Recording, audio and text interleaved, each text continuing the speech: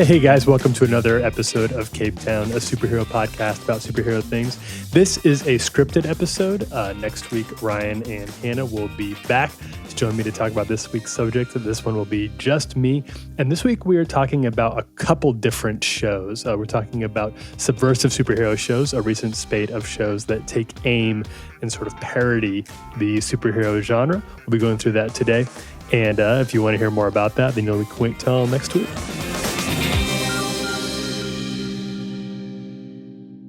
So depending on how you count it, the current era of superhero movies is about 20 or 21 years old, which means it's only natural that it's entered a stage of self-loathing. The movies are as popular as ever, but there's a growing streak of backlash too, right? You can see it online with the eye-rolling reactions whenever Marvel drops a new trailer or announcement for the next chapter of the cinematic universe. You can see it at Warner Brothers for sure, where the suits seem sort of at a loss for how to develop their DC verse, to the point where they gave millions of dollars to Zack Snyder just to fulfill a hashtag movement. And you can see it in a new spate of streaming shows that are attempting to take superheroes down a peg by subverting the whole concept. Netflix's Umbrella Academy, Amazon Prime's Invincible and The Boys, Netflix's Jupiter Ascending. Lots of superhero movies pitch themselves as superhero movies for people who don't like superhero movies, right? But these shows seem designed to appeal to folks who actively hate superhero movies and are interested in seeing not just the genre satirized, but our current national obsession with them mocked as well.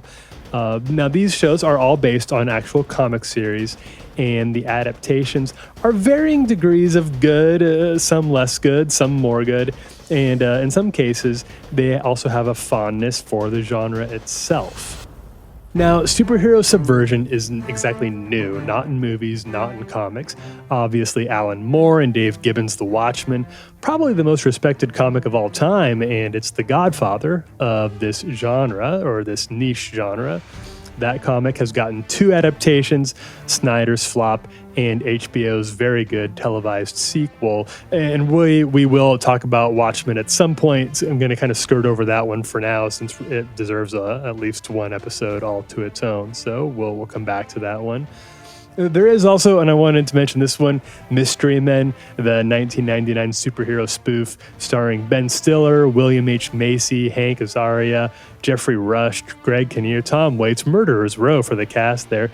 It's a pretty funny movie, and that probably would have landed harder if it happened just a few years later, when audiences would have been familiar enough with superhero tropes to appreciate the jokes. Hasn't all aged great, but still worth a rental for some pretty funny cracks at the genre.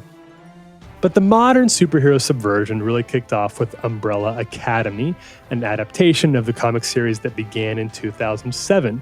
It was written by Gerard Way, the lead singer of My Chemical Romance, and it was illustrated by Gabriel Ba. It's a really good series. It's notable for Way's natural gift for the medium. A lot of people were very skeptical that the My Chemical Romance guy was going to write a comic. Turns out he's very good at it.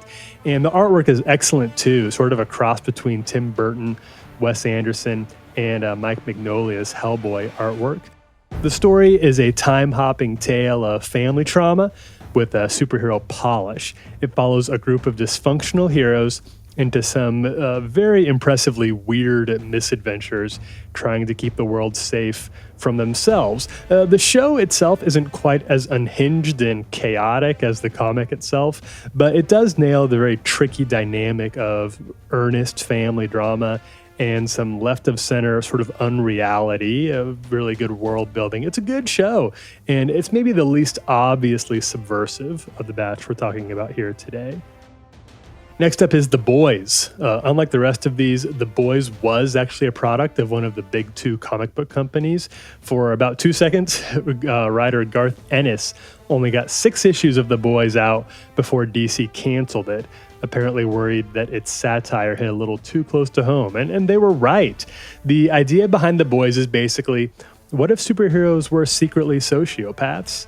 In The Boys, a very thinly veiled Justice League pastiche, who are called the Seven in this, are beloved by the public and trusted by the world's governments, but are also murdering psychos when nobody else is around. That secret is known only to a select few who've had their loved ones killed, either deliberately or by accident by the Seven, and now they're working to expose the world's greatest superheroes as criminals and frauds without getting killed by them. Now, in my opinion, the comic series that this is based off of was a failure. It was way more interested in showing how gleefully cruel and abusive the Seven could be than in really developing its own critiques into something interesting.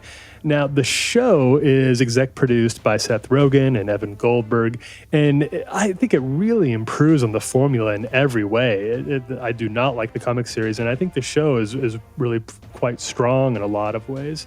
It turns the premise into really a satire of celebrity culture, the American military, religious grifters, and yes, sort of our obsession with superheroes too. The Boys understands how easily superhero movies can use their heroes as stand-ins for the military and have this distinctly American view of the world. I think it works better as a critique of jingoism and military fetishization than it does a deconstruction of superhero tropes, but it works very well as the former because it understands American culture to a pretty uncomfortable degree. You do not have to be a huge fan of superhero comics to get the sense that The Boys is targeting your worldview and doing so pretty well, too.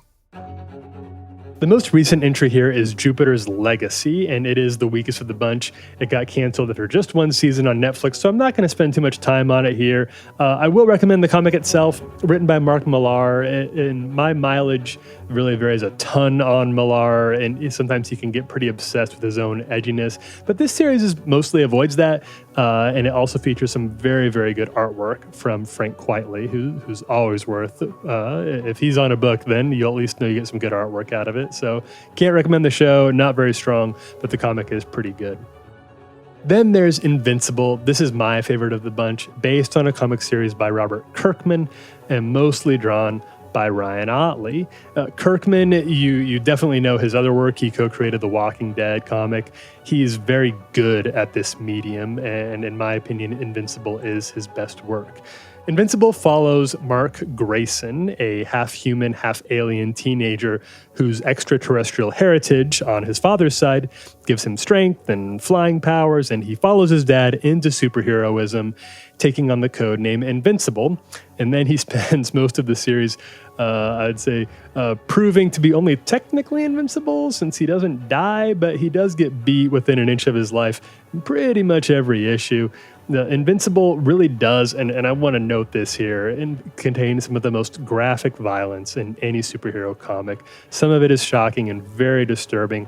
The show does not tone it down at all for the adaptation on Amazon Prime. It's animated, and it really goes to great lengths to capture every bone-crunching smash and a civilian demise, and it is emphatically not for the kids or the queasy, or really anybody who might be triggered by violence, because the violence is quite extreme. Now, what keeps all of this from descending into sort of a cynical blood sport is our hero himself, is Mark. He's voiced by Steven Yeun. Mark really wants to be a superhero because he's fundamentally a good person, and the violence that he witnesses or inflicts or endures has a really profound impact on him. We as viewers take that violence seriously because he takes it seriously. And while the show racks up a very high body count, it never really loses its moral point of view in all of this, and neither does our hero. Invincible, really one of the few superheroes in all of this who remains truly heroic throughout. So kind of hard for me to recommend because of the violence, but very impressed by the quality of the writing in both the comic and the show itself.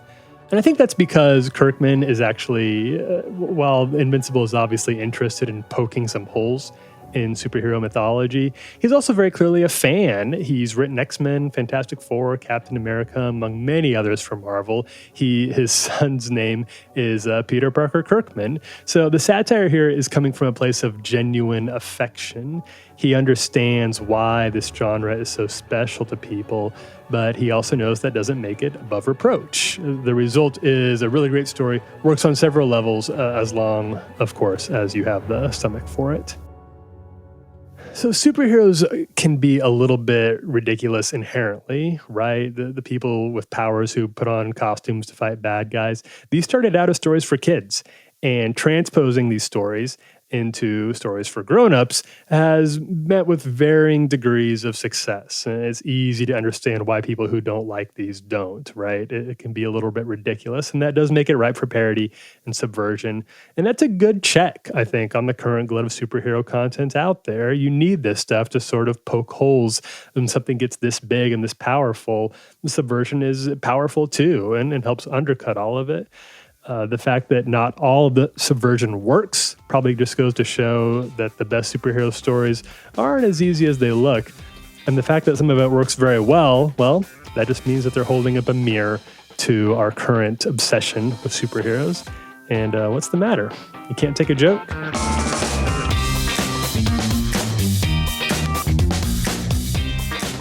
Thank you for listening to Cape Town, everybody. My name is Tyler Huckabee. Please follow us on Twitter at Cape Town Pod or Facebook and Instagram at Cape Town Podcast.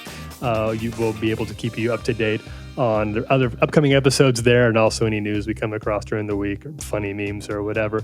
Also, if you haven't yet, please subscribe. We're on Apple Podcasts, Spotify, wherever you listen to your podcast, we're there. We appreciate the subscriptions and, of course, appreciate all the good reviews that we get from you as well. We appreciate the bad reviews, too, although we don't have too many of those yet, of course. We will be back next week to talk a little more about all of these, but particularly Invincible. We'll be diving into, looking forward to that conversation with the rest of the crew.